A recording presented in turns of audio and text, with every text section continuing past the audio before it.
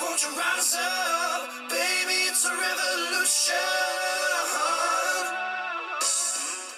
Hi, it's Dr. Isabel from DoctorOnAMission.com, and today is Did You Know?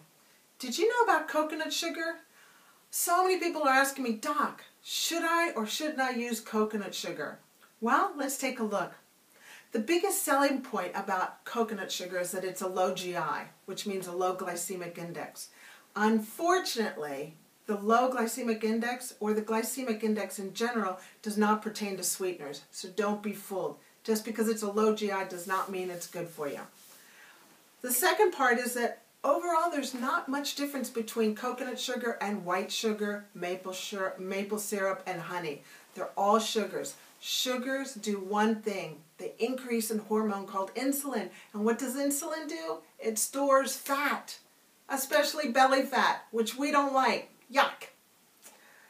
In America and in New Zealand, the average consumption of sugar per year is 29 kgs per person per year. That equates to 100 teaspoons of sugar a week. I'm just saying. Remember, I'm just the messenger. So I say no to coconut sugar. It's just another sugar and it'll store belly fat. Hey, do you know anybody that would benefit from this coconut sugar video? Well, that's it for me. I want to say goodbye and remember, you are an unrepeatable miracle. Talk to you later. Bye-bye.